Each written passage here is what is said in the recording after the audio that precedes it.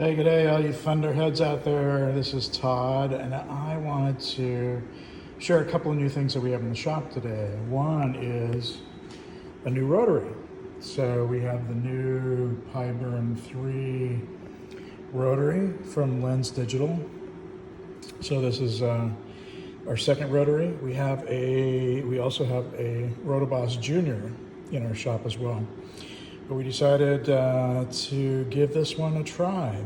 And the second thing that we have is some Blaze Orange laser tape from JDS. So for those of us who try to do glass and do it well, well, it's not too big of a challenge. This looks actually promising. And the stories that I've heard is that it's pretty dang close to sandblasting. So let's give it a try. So we will hook up our Pyburn on our Thunder Laser Nova 51 and run a test on this glass. See how it goes.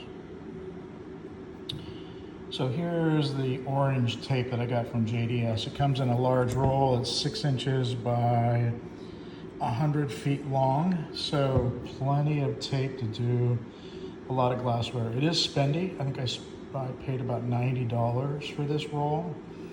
But if it gives me the results that I'm hoping for and that I've seen other folks get with it, it may be well worth it. It may be a little bit of a game changer, but we will see. So just to see what I did, I wrapped the engraved, the area that I want to engrave on this glass. This is just a dollar store heavy duty glass tumbler, so no special glass of any kind. And just threw it on the Pyburn, leveled it up, and let's give it a shot. So before we get started engraving, here is the design that I'm going to engrave on that glass. And you can see that I've rotated it so that it will be the correct orientation on the glass. I also drew a red box and set that box to no output, but I set it to the approximate engrave area on that glass. So it's about 130 millimeters on the height of the glass. So I put my design at 105 millimeters, so it'll fill up a good portion of the the vertical portion of the glass as well as the horizontal position on that glass. For settings, I just use Brian's library settings. So if you haven't done that, go to thunderlaser.usa.com/support.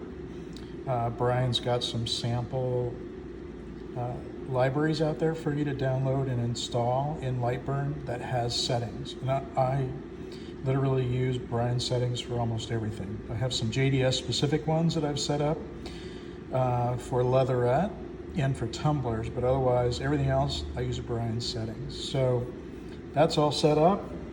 I do have the laser set to engrave the job origin from the center on the left-hand side of the cup. So we are going to send that to the laser and we will run a frame. So file should be here. There it is, it's all set up. I do have the origin set on the glass towards the top. So let's do a frame and see how well we are on this. Not very well. So one of the great things about doing videos is you gotta remember to do the things. So I forgot to set origin. I moved it over here, but I actually didn't set the origin. So my bad. So that looks good. Let's get it about center. That looks good. Set the origin. Now I'm going to frame it. That's a little better. So it looks like I'm going to hit the orange tape on everything. So it's time to close the hatch and let's run it.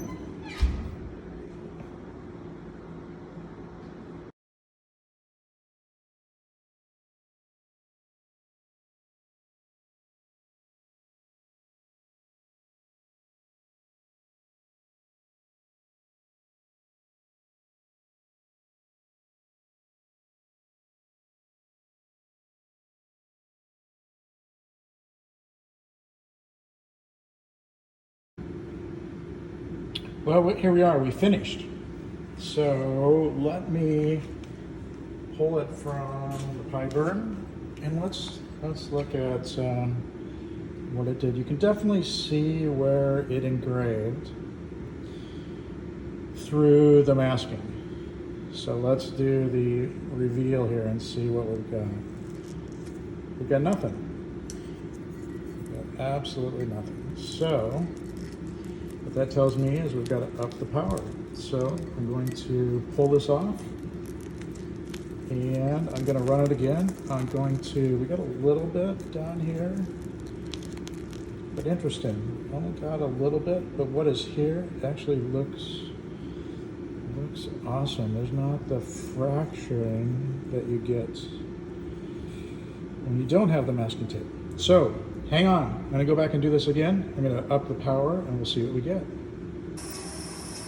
So here we go, round two. So I upped the default settings for glass was 500 millimeters per second and 15% power on a 100 watt Nova. So seeing how little that actually did, I upped the power to 35%, still leaving the speed at 500 millimeters per second. So we'll see how that comes out. Okay, test number 2 complete. One thing that I can see immediately is I can actually see the design this time, doing 35% power instead of 15%. So let's take the glass out and let's take a look. So definitely can tell that it actually did something to the glass this time. And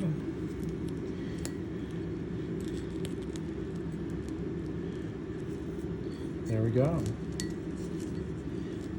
Have to do a little cleanup afterwards, but first impressions are that the fracturing isn't nearly, wow, it's actually smooth. So looks like this is fairly easy to clean up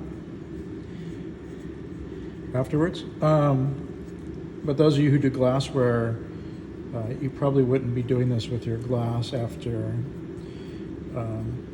lasering it because of the glass fractures and getting sharp edges. There are no sharp edges. And it's actually it's amazing, actually.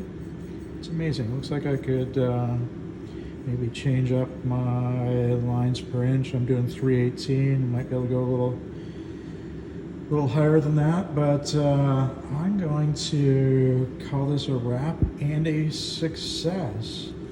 So look for the Blaze Orange tape on JDS. Again, get ready for sticker shock. It's $90 for 100 feet, but when you look at, you're using 4 inches per glass, the cost per glass is pretty cheap, and they do hand out free samples on that. So again, it's if I can get my phone to focus here any better than that, it is actually pretty dang awesome. I'm excited. So another success. Thanks for watching. Thanks to all you thunderheads out there.